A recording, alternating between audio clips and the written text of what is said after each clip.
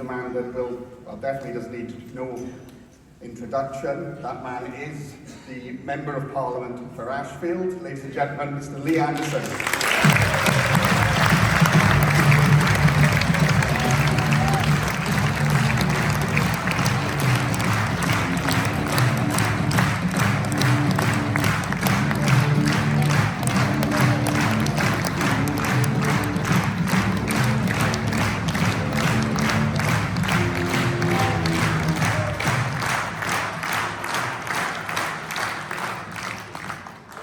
Wow, feels like I've been here before, and I've had a few drinks since then, so just bear with me, it's going to be fine.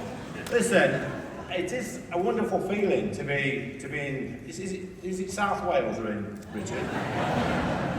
He knows where we are. When I came here last year and spoke at the Conservative conference, I was accused of saying nasty things. They was reporting that I said I wouldn't want to live in Wales. Wow. What I said was, I wouldn't want to live in a Wales run by a Labour government. And I've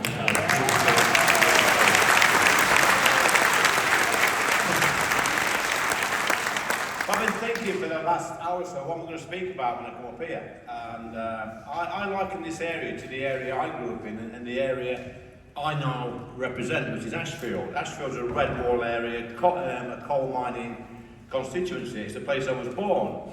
And I grew up in the 1970s on a strict political diet of Dennis Skinner, Arthur Scargill and Tony Benn. Yeah, that's what we listened to in our house growing up, on the wireless, on the TV. My dad was a coal miner. My granddad and great-granddad were coal miners. They were all coal miners in our house right through for 150 years ago. And they're all, what we had back in the 70s is we had closed shop unions.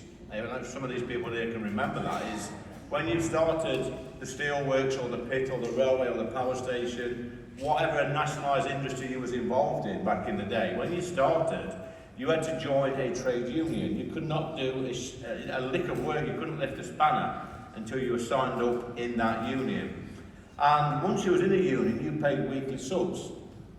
And a little bit of that money each week went to the Labour Party. So in fact, all the people, the millions of people that was working in nationalised industries were paying or subsidising the Labour Party.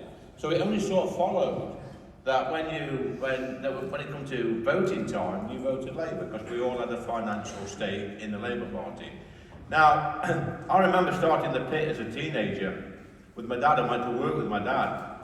It was just after the miners' strike in 1984, and it was still a little bit bitter at the time. But what I thought was, because I was a rabid lefty at the time, at this time, my dad was a striking miner, all the men in my family were striking miners. I wanted to go to the pits and be like one of Scargill's soldiers, but it wasn't like that when I started working underground. The men that I worked with were incredibly hard-working men. They did a very difficult job, a dangerous job, a dusty job, and they did it for a couple of reasons, really. That was to put food on the table, pay the mortgage or pay the rent, and make sure that their family was looked after. They weren't some rabid left-wing lunatics who wanted to, bring the government down. They weren't. They were just normal, decent, hard-working people. And they loved their queen, they loved their country, they were very patriotic. They would sing the national anthem, they would put the St. George's flag up, they would put their flags up during any sort of royal event. They were actually small C conservatives, very, very patriotic. And they just wanted their children to do well. They wanted their children to leave school and do a little bit better than them. And that was progress. That's all it is. In this life, if your children do better than you, that is progress. That's all you can hope for. But unfortunately, over the past couple of generations, we've gone backwards.